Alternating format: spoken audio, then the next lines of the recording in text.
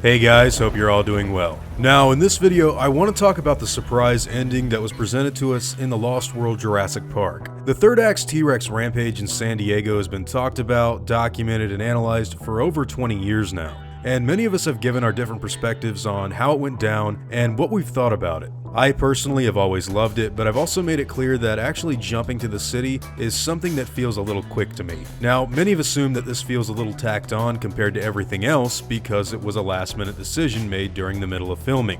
Oddly enough, that's not actually the full story, and what the filmmakers have to say about this sequence is really interesting. You see, way back in 1995, before Michael Crichton had even published his follow-up novel to Jurassic Park, Steven Spielberg was brainstorming ideas for his movie sequel. Way before even pre-production began, Spielberg and David Koepp toyed with the idea of having a dinosaur make it to the mainland. Steven had this image in his head of a little boy looking out of his bedroom window to find a Tyrannosaurus Rex drinking from the family swimming pool. This image was the catalyst for all of the ideas they had surrounding a dinosaur in the city long before cameras even started rolling. They went back and forth with the pros and cons about making this narrative decision before writing the script. They really wanted to give the movie's ending as much thought as possible. The main reason they believed they shouldn't do it had been that if it wasn't done right, it would look like a remake of Godzilla. Because of this, they eventually shelved the idea and began to pursue other endings. Soon after, Crichton's book, The Lost World, came out to the public and became a bestseller.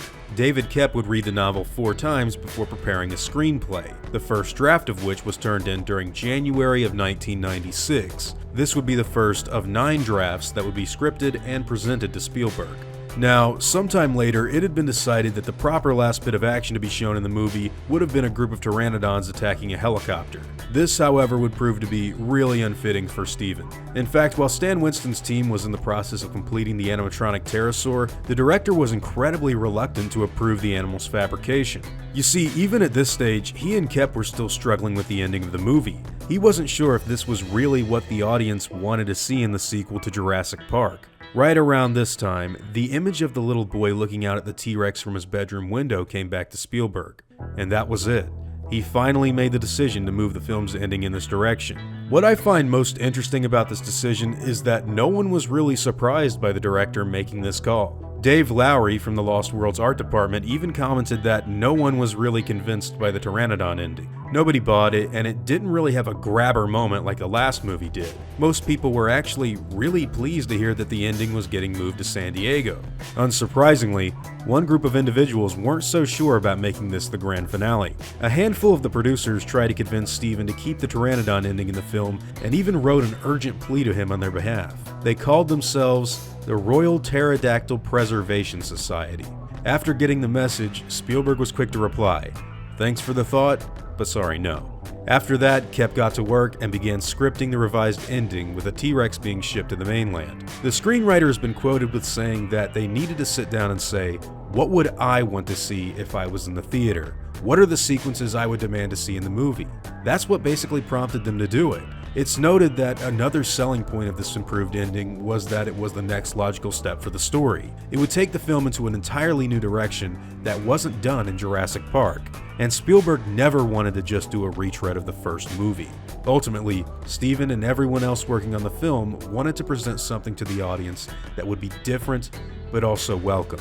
They wanted to give the viewers a movie that delivered on all of their expectations, and then some.